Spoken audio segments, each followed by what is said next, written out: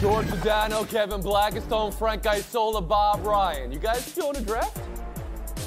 Ooh. Yeah. Everything from last night and the latest on Klay Thompson. And who would you rather have tonight, Russell Wilson or Kyler Murray? Let's go. I think Isola and I are going to argue about something today. Pretty good safe bet.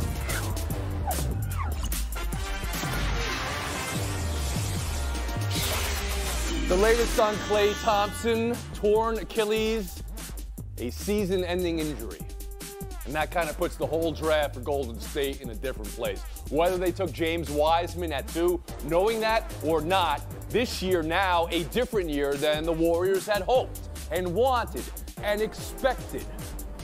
George Sedano, around the horn to you. Do you now wonder if Klay Thompson will ever get back to being who he was? And same question for the Warriors. Are they now done as we've known them?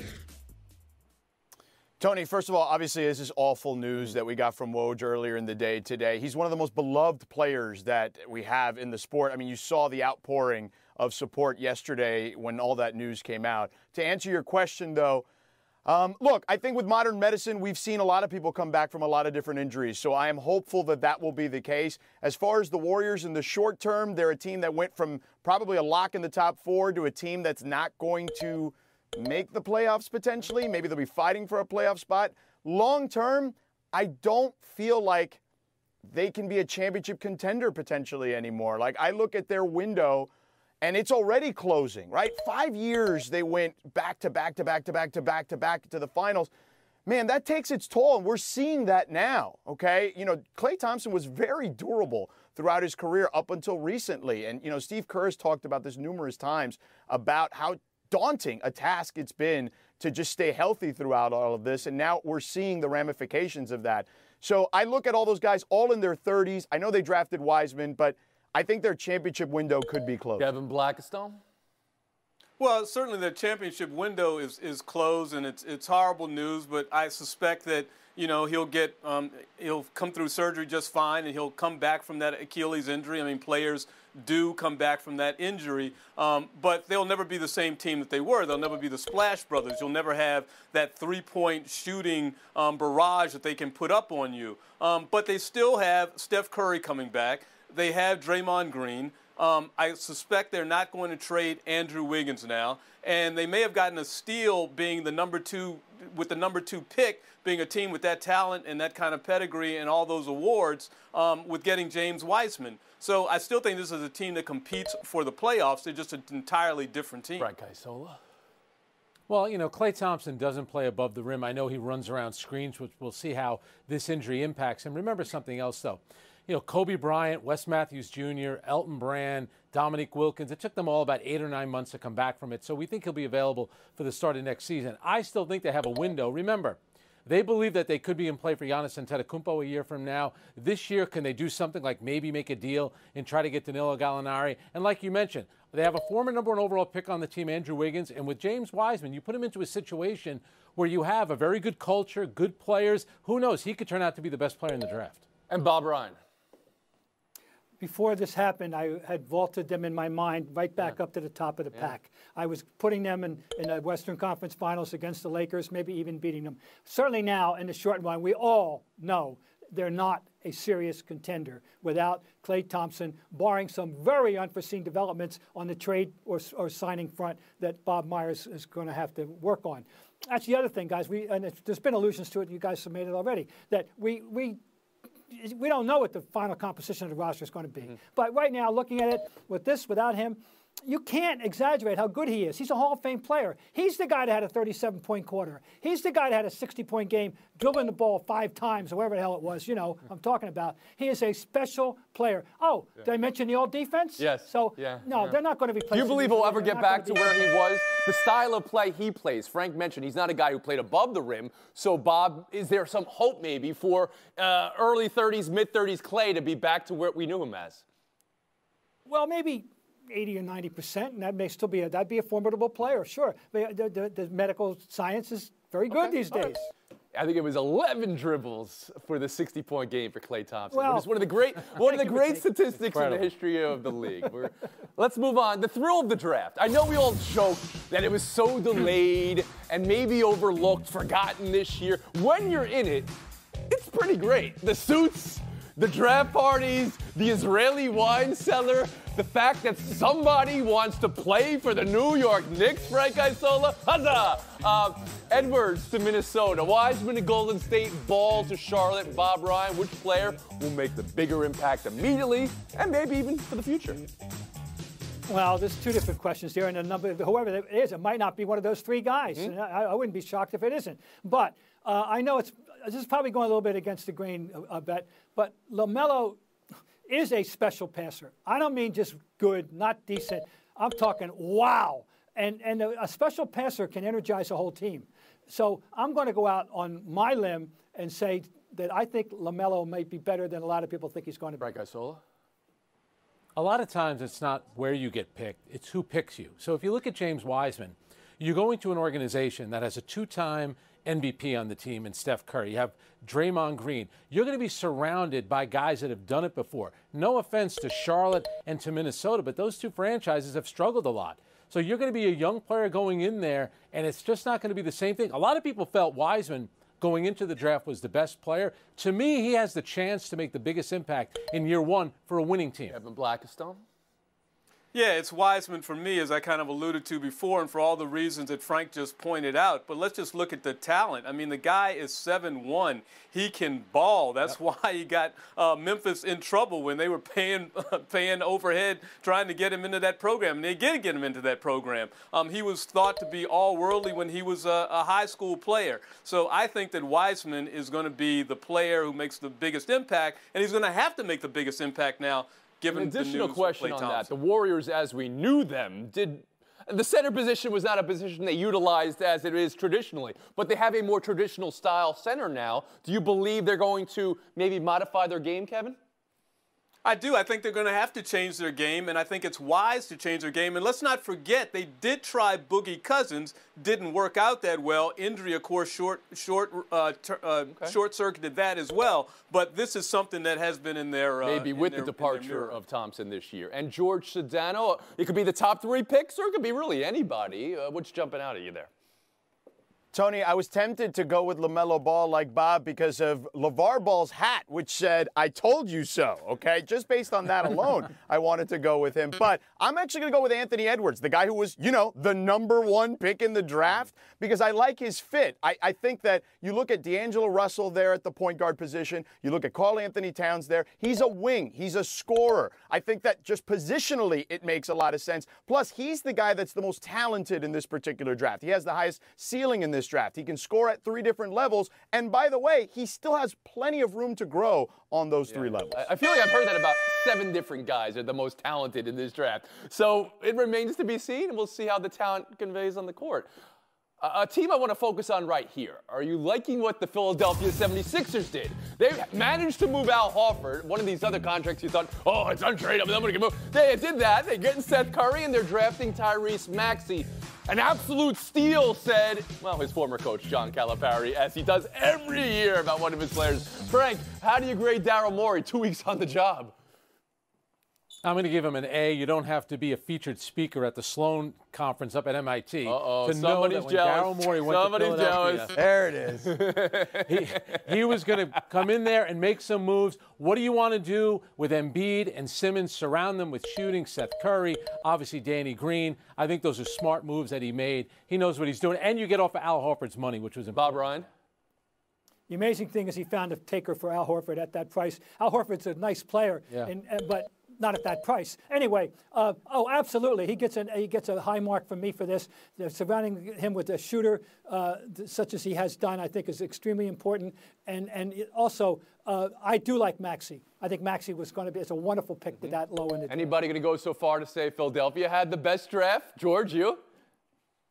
No, I'm not going to go that far, Tony. I do like Maxey, though. I think he is a kid that can be really good, as Bob said. But I'm giving Daryl Morey an A. Look, 3 seasons ago, when Embiid and Simmons were surrounded by J.J. Redick, Marco Bellinelli, and Ersan Ilyasova, a bunch of shooters, they had a net rating of over 18, those two.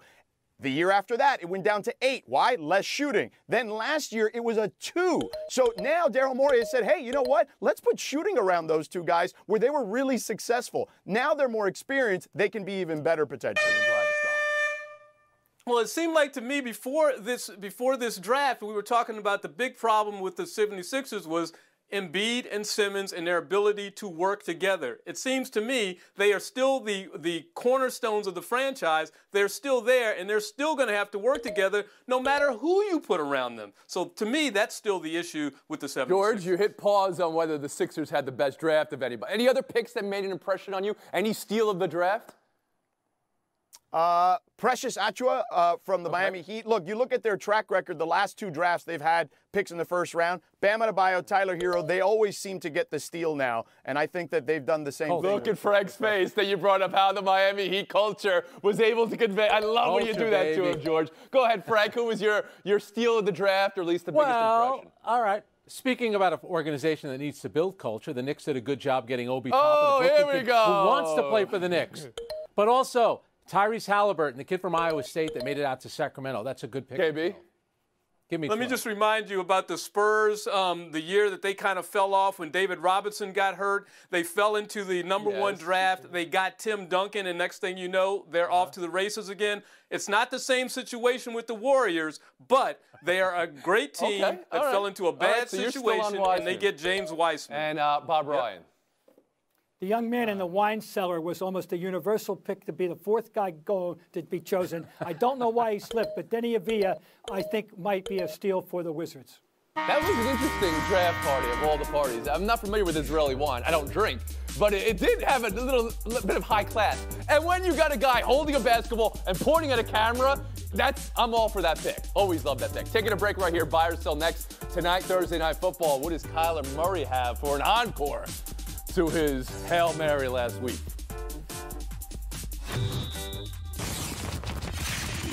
When they met in Week 7, Arizona 37, Seattle 34 in overtime.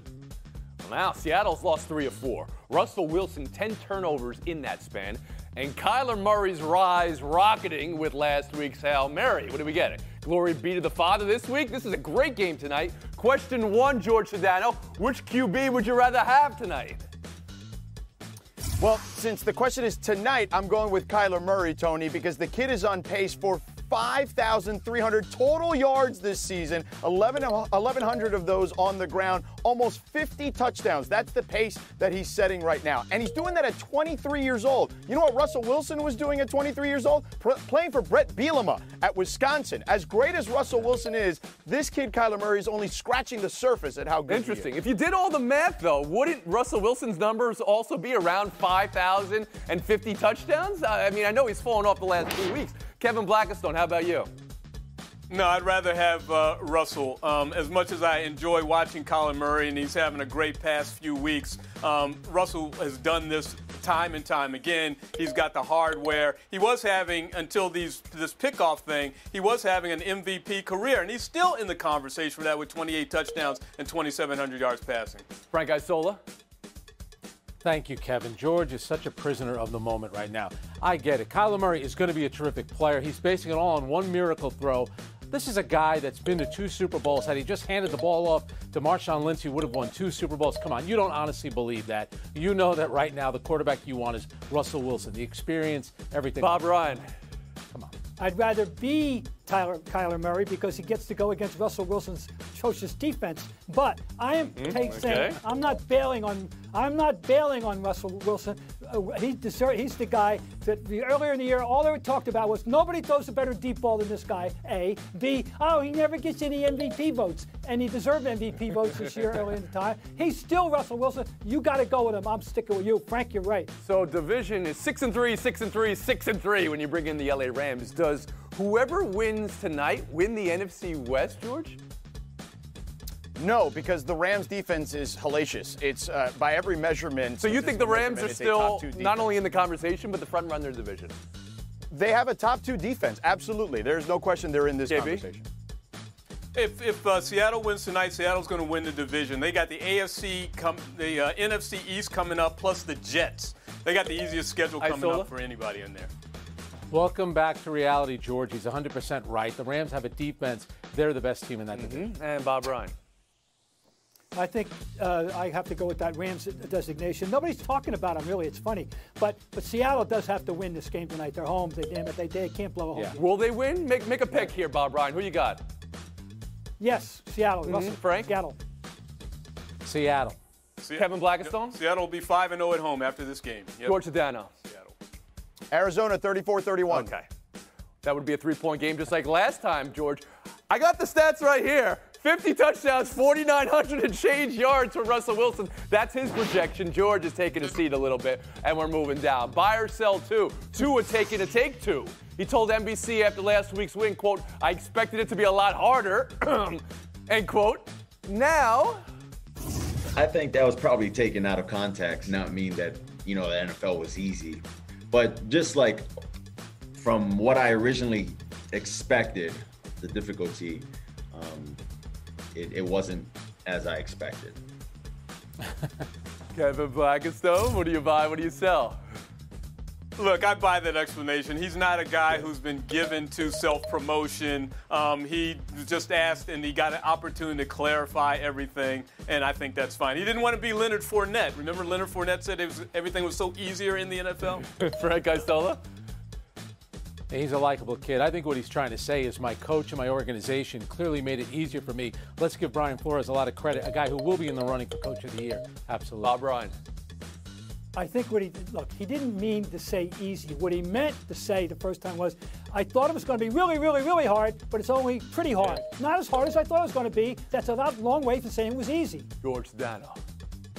He went out of his way to say that it wasn't easy in the clarification. There's no doubt about that. But you know what, Tony?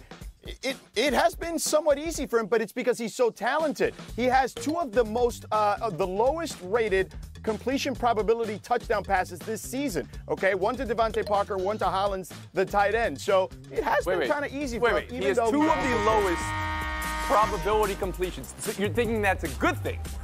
That he threw a ball that has such a low Because he's so accurate. Because he's so accurate. Of course, he trusts his arm.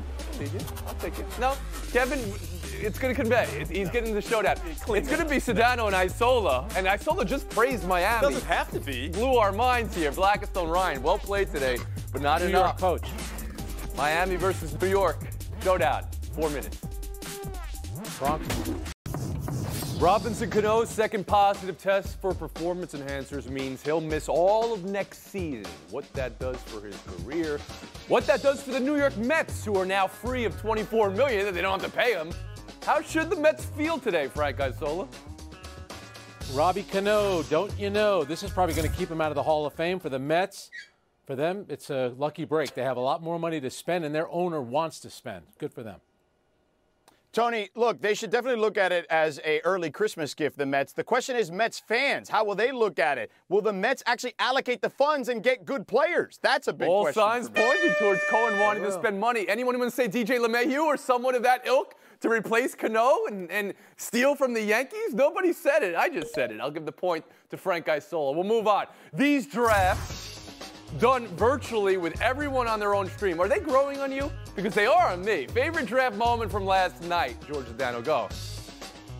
Tyrese Halliburton, the 9-2-0 to the league, much like his buddy Tyler Hero, who also went from Wisconsin, had the drip last year, and Tyrese Halliburton topped him. I never thought anybody could top the Tyler Hero suit from last season. Cole Anthony hanging out in an apartment in New York. His dad, Greg Anthony, his mom is there. His stepfather is running for mayor of New York City. How about that? And Spike Lee was there. That's a star-studded cast for a kid. So one of you guys made it about Miami, basically, when you brought in last year's pick for Miami. And one of you made it about New York. You're both getting a mute here. We're moving on. Operation Get Yannick Ngakoue to the Pro Bowl. This is a fascinating story. You guys ready? Because it's Jaguars fans voting a former Jaguar who's now a Raven, but they traded him to the Vikings last month, and they're enlisting all the rivals of the Vikings because if Ngakoue gets the fan vote to go to the Pro Bowl, Minnesota gives up a 4th-round pick to Jacksonville rather than a 5th-rounder. So Jaguars fans trying to get a better draft pick for their team. Is that fair, George? 8 words for you. Thems be the rules and snitches get stitches, Tony. They found a loophole, just like George found a loophole getting to Showdown. Why not do it? Good play by the Jacksonville fans. Nice. You know the Pro Bowl, they're going to be playing Madden this year, too. So you're deciding who gets to play Madden and what draft pick you get. It's amazing. Yeah. Frank, I saw it. Take the FaceTime. Wow, there we go. Well, of course, congratulations to the 60 players that were drafted last night. Those who weren't, fear not. Over in Miami, here you go, George. Duncan Robinson, undrafted. Fred VanVleet, the biggest free agent out there this summer, or this offseason, undrafted. So already Miles Powell from Seton Hall ended up on the Knicks. Nathan Knight out of William & Mary's already signed with the Atlanta Hawks. Even if you didn't get drafted, you didn't get that opportunity, you didn't get to cry, don't worry, your future is still in your hands. Go out and get it. How about that? That guy Stola, win number 133. That's going to do it, folks. We're on a 23-and-a-half-hour break. Oh, yeah? You got a problem with that, George? Thank you, Miami. I said Duncan Robinson. We'll see you tomorrow around the horse. And I got a Nick plug in.